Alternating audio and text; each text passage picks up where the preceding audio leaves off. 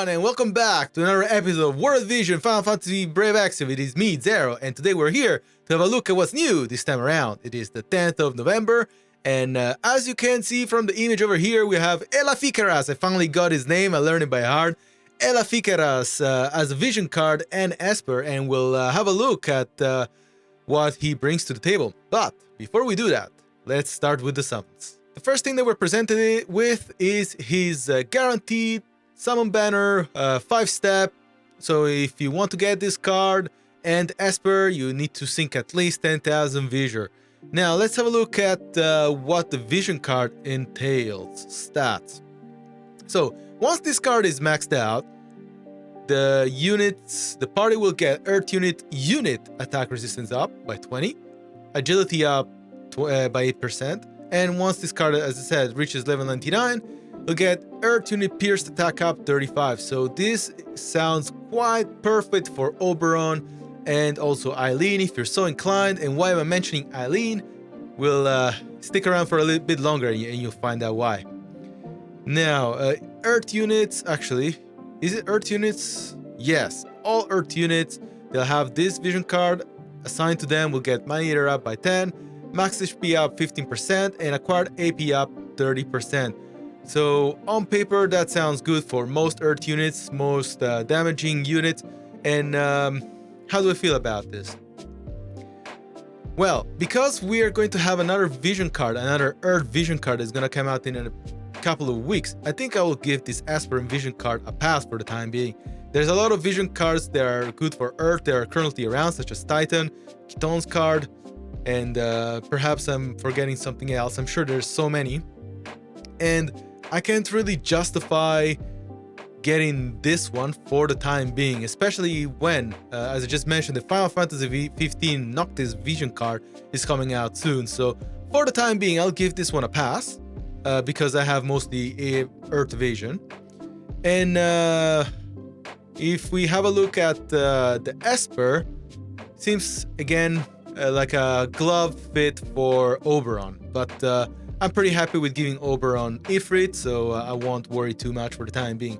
Nonetheless, if you don't have enough vision cards, or if you have pulled Oberon and don't have enough vision cards that would suit an Earth party, this will be perfect for you. You don't have to do what I do. Now, if we move on, we have a standard banner for the vision card. This is most likely existing because, as we have a look, as you probably noticed, we are getting free single pool tickets for the vision card. So you cannot use them anywhere else but in this type of banner. And that is the reason why this exists. What I'm extremely happy about is to find this paid banner.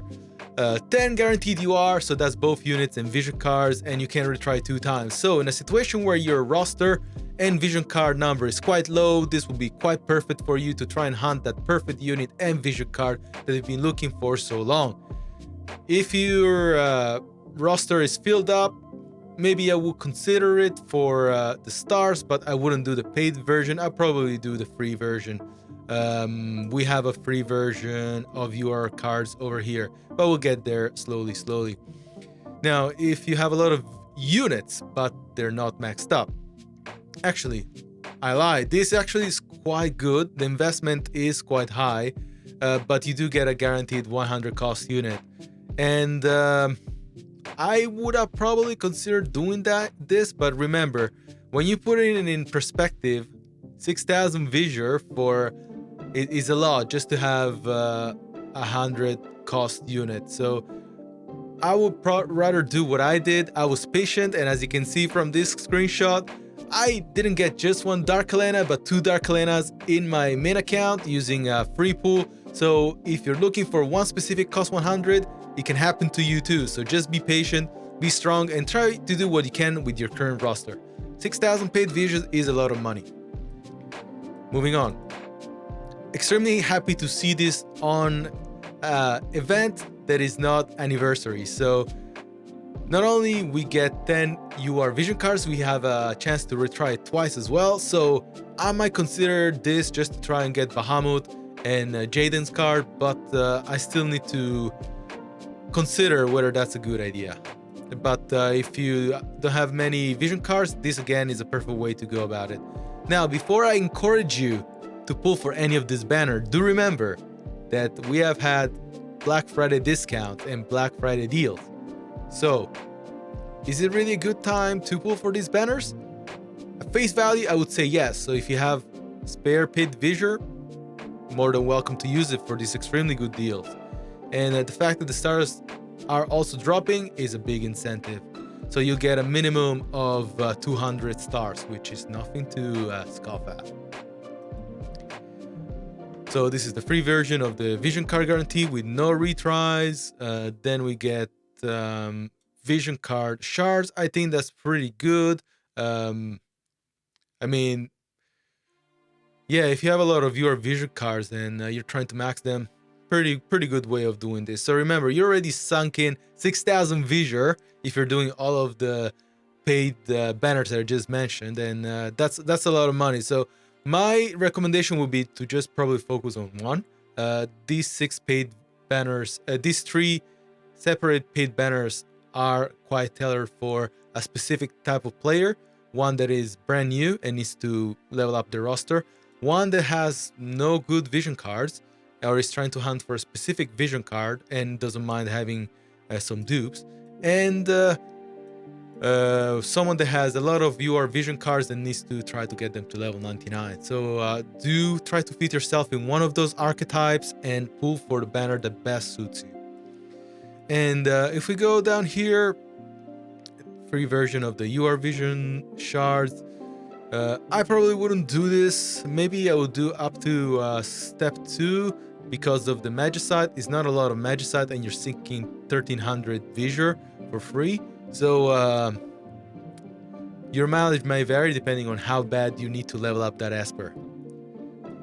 Now, if you go all the way down here, this is quite... I think I wanted to touch on this because when we make the math, when we do the math, you know, if we have this for 3 days, 3 times 7, you have 21 vision shards for 25 million a day. That is what? Almost 200 million gil for 21 vision card shards for a card that is not limited is a bit steep. I'd rather just use the stars and just play it safe and slow build it. You don't need to get it to level 99 straight away, especially if you're still building Oberon. And if you have Oberon at level 120, you have the means to level these cards. And you know, maybe, you know, if you want to sink just under 200 million gil for 21 shards, who am I to judge? All right, let's go on to the shop. There's a couple of good things there. So we have 2 versions of the second JP anniversary shop. The first one is the paid version, and let me tell you, I would just skip everything here. Nothing is worth paid vision in my opinion. However, in the free shop, this is what really got me. You know, like for 365 free vision, you can get a bundle of 40 Mind Sphere for whoever you want. Even cost 100 units. So if you're trying to get that Regalia or Black Rose Helena to level 120, or, you know, this is the perfect way of doing it. You buy 2 of these for just over 700 free vision and you're good to go. You can save those stars.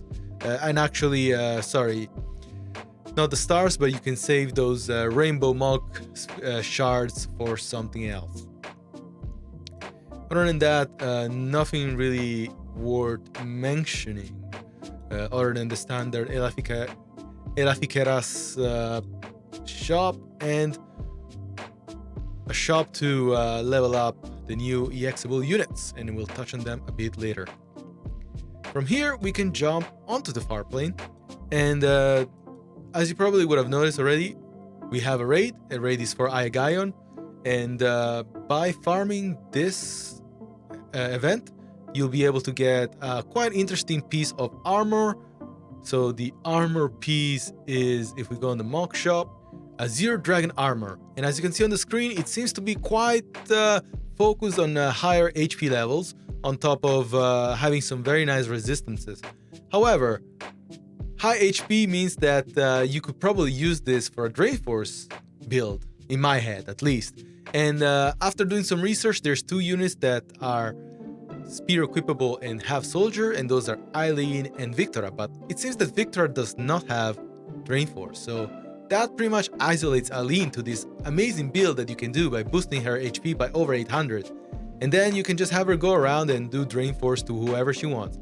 And in a situation where you probably have Ketone, where she can lower her unit resistance and have Ketone and Eileen doing their Drain Forces, I think that would be a pretty strong team if you ask me. So that's something I will probably aim to build as a LOL team. That's just me. You guys know by now I like thinking outside of the box, and that's the first thing that popped in my head. So, you know, although it seems to be quite good for Oberon, I think that this is perfectly suited for Eileen as well, keeping account that you want to do a Drain Force build. To finish off the raid, you know, by the time that you unlock the White Dragon 5 times and the raid, you'll be able to unlock the Vision card for free. And you will have a special mission in the Farplane to farm the Vision card shards. Not too different from the Kraken if you have been around from that moment. Now, as far as I'm aware, there's also a new piece of story. I haven't done it yet, so that I'll need to do it. And yeah, apparently is scene 1 of chapter 3 from memory, so we'll see what's new this time around. And before we end the video, let's have a look at this week's EXable units. So what does Salire bring to the table? So having a look at the nodes, fair amount of luck and AP. Luck and match seem to be the major one. So from the looks of it, she's going to be a pretty good nuker. So her first skill that she powers up is just called Flare Suppressor. Significantly lowers target reaction ability activation rate for 3 turns, then deals non-elemental max based on caster's match stat. So I think that in a situation where you're in a PvP setting, this would be perfect. Non-elemental damage. She will probably deal damage to most units that are not weak to magic type damage. So I think that's really good. And I would consider building her to EX just for this, especially for class matches, with the fact that she can have White Mage, you know, a nuker that can heal, dude, you know, like what are you asking for, especially in a limited situation. Now, if you get her to job level 22, she'll level up her match level 1 to Black Arcana, where she'll even increase her magic attack resisting piercing rate. This ties in perfectly with her Flare enhancement, where she'll be able to do max damage even if the enemy has magic resistance. And once she reaches job level 25, she'll get Bolt Surge, lowers target unit attack resistance for 3 turns, then deals lightning damage based on caster match stat. So wow, this looks pretty decent. Lowering unit attack resistance is always a good thing, and I'd imagine that this deals single target damage as well. Yep, and look at the range. Wow, that's crazy, and the height of 3. So extremely versatile move over there. I feel quite inclined to build her, not only for selection quests, but for CM matches as well, where she could be a mini Helena, with the fact that she can deal so much damage for her cost, and also have the ability to heal. And a ninja should make her a bit quicker as well, so I can see a lot of agility nodes. So to be honest, I'm pretty excited about her EX, so definitely in the cards for me to do. Let's have a look at Adelard now. Okay, Adelard, what does he get? So at job level 19, he gets an enhancement to his passive, which is really good. Those are the things that you always want to have. Enhances initial AP up level 1 to Red Arcana. Enhances AP buff, raises match, and raises initial AP. And yes, unfortunately, red mages do have this issue where they've always been a bit AP poor, and this mitigates that massive flaw that red mages have. So you don't have to give them belts, which is, you know, one thing that you want. You probably can maximize their damage potential instead of giving them belts. Now, Jamming Trust Enhancement, what a better move could they improve?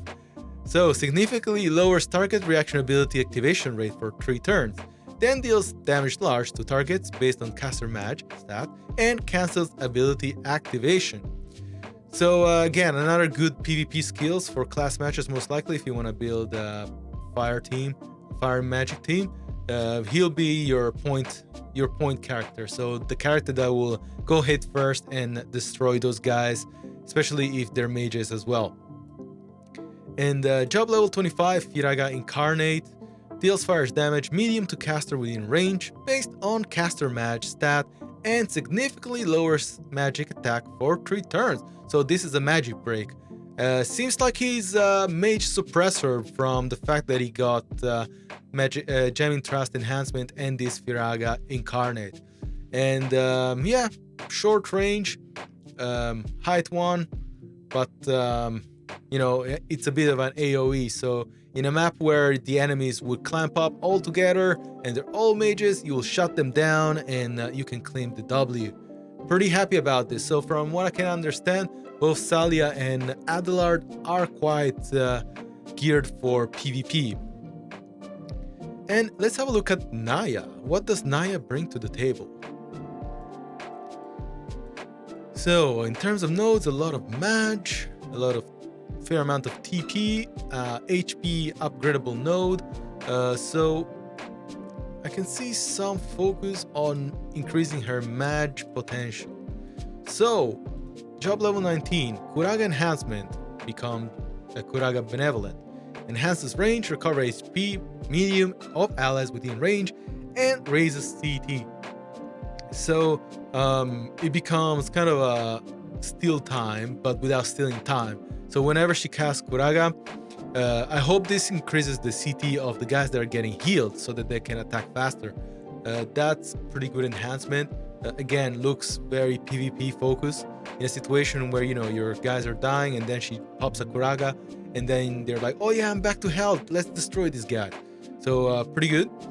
Then region enhancement bestows region allies within range for 3 turns. So how does this change? I think it's probably now castable away from her. I think it's not very clear from the description, so someone will need to unlock it and see what it does. And her job level 25 skill is Reflect Benevolent. So really good that a lower rarity unit gets Reflect. Can't think of anyone else that really did. So it's good that someone that is not Carbon Cold gets Reflect. So bestows Reflect 1 spell only on ally for 3 turns and raises on healing power for 3 turns. I think this is extremely strong. There's a lot of teams that are now in PvP and in Arena are very magic focused. I wouldn't bring Naiah to PvP to Arena, but in a situation again where you're doing class matches, or maybe she'll become useful in selection quest, that skill is gonna be game changing. So I wouldn't, in my opinion, I won't rush to build her, but in a situation where I feel that I really need her because of the kit that she brings, then I'll probably EX her. But for now, she's happy level 99 on my main account. Alright guys, I hope you guys enjoyed the raid this time around. I hope that you have the characters that you need to get that level 100 raid, and then the stuff that you need from the mock shop. And until next week, you guys take care and have a good one. Bye for now.